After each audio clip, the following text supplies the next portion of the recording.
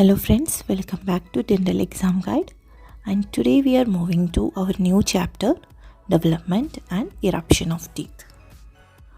Tooth eruption is defined as a physiological movement of tooth from its site of development within the jaw to its position of function within the oral cavity. Or it can be defined also as a developmental process whereby the tooth moves in an axial direction from its anatomical position within the alveolar crypt of the jaw into its functional position within the oral cavity. Historically, the term eruption has been used to denote a tooth emerging through the gingiva, but now it became more completely defined. Eruption is a continuous process of tooth movement from within its socket until it reaches a final functional position. But emergence of tooth into the oral cavity when it breaks through the gum is only one phase of eruption. So we can say tooth eruption is a continuous process while its emergence through the mucous membrane is a single event.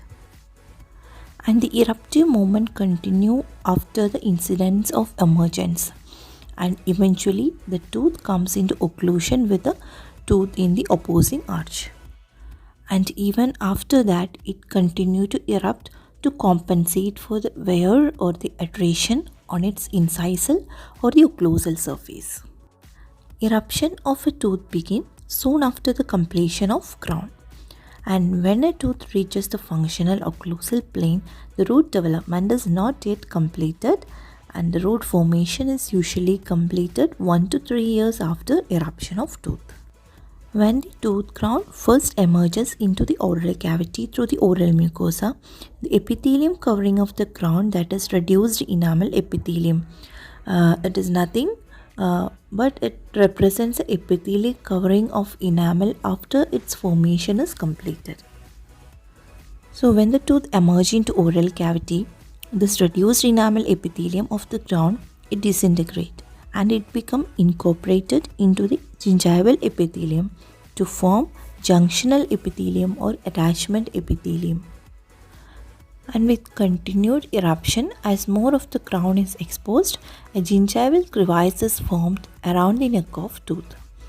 And this junctional epithelium provides a means of attachment between the enamel, which is a hard surface, and the sulcular epithelium, which lines the gingival sulcus.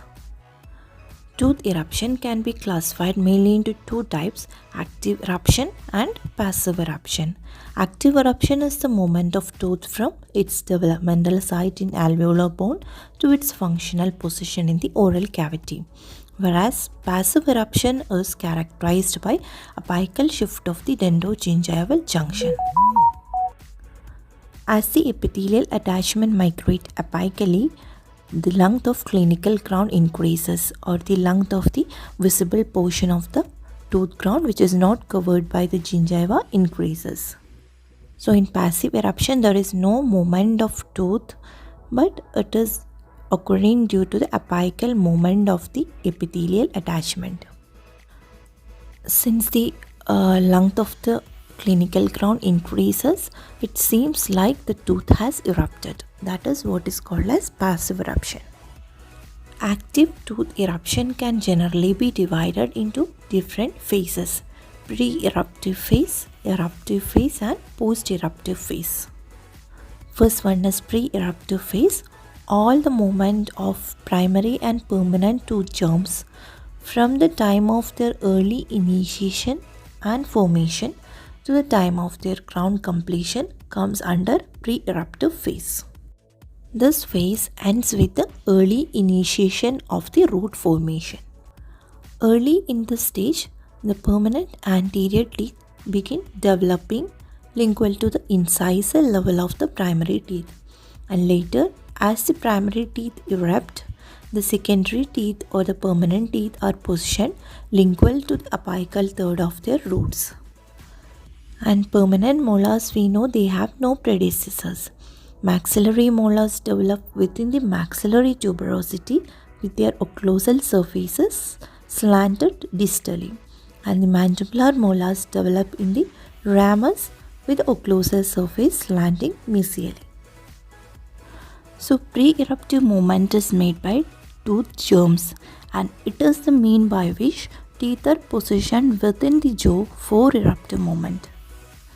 The development of a tooth crown mainly consists of three stages: bud stage, cap stage and bell stage, that we will be discussing in detail in oral histology videos. And this pre-eruptive phase, it starts from the end of early bell stage till the beginning of root formation. Next phase is eruptive phase or pre-functional phase, and it starts with initiation of root formation and end when teeth reach the occlusal contact. Four major events occur during this phase are: first one is the root formation, second is a movement that occur incisally or occlusally through the bony crypt to reach the oral mucosa. Third one is the penetration of the tooth crown tip into the oral cavity, and the fourth is the intraoral movement occlusally and incisally until clinical contact with opposing crown occur. Tooth eruption has both intraosseous phase and extraosseous phase. Intraosseous phase is the movement of tooth inside the tooth socket or inside the bone, and extraosseous phase is the movement of tooth through the soft tissue which occurs outside the bone. And the rate of tooth eruption, it depends on the phase of movement, whether it is in intraosseous phase or extraosseous phase. And during intraosseous phase, there is 1 to 10 micrometers of movement per day. And extraosseous phase or soft tissue phase has almost 75 micrometers of movement per day. So we can see eruptive phase or the pre-functional phase begin with the onset of root formation. So the time period from the onset of root formation till the tooth appears in the oral cavity is called as eruption time. Next phase is the post-eruptive phase or the functional phase, and it takes place after the teeth are functioning and continue as long as the teeth are present in the mouth. And this movement maintains the tooth position in occlusion by compensating the occlusal and proximal wear. And it starts when the teeth attain the occlusion, and it continues for as long as each tooth remains in the oral cavity. First type of post-eruptive tooth movements are movements to accommodate the growing jaws, and mostly occur between 14 and 18 years by formation of a new bond at the alveolar crest and the base of socket to keep pace with the increasing height of the jaw. And that is the reason why we do not recommend a permanent ceramic crown in a patient who is under the age of 18 years, because it can get loosened because of the post-eruptive tooth movements. And the second type of post-eruptive tooth movements are the movements to compensate for continued occlusal wear, and the compensation primarily occur by continuous deposition of cementum around the apex of tooth. And the third type of post-eruptive tooth movement are the movements to accommodate interproximal wear, and it is compensated by mesial or approximal drift, which is the lateral bodily movement of teeth on both sides of the mouth, and it is very important in orthodontics. Next topic is the mechanism of eruptive movements or the theories of tooth eruption, which is a very important topic and a frequently asked essay question, and I shall discuss that in the next video. And if you like my videos, please to give a thumbs up and share with your friends, so that it will be a great motivation for me to upload new videos. Have a nice day.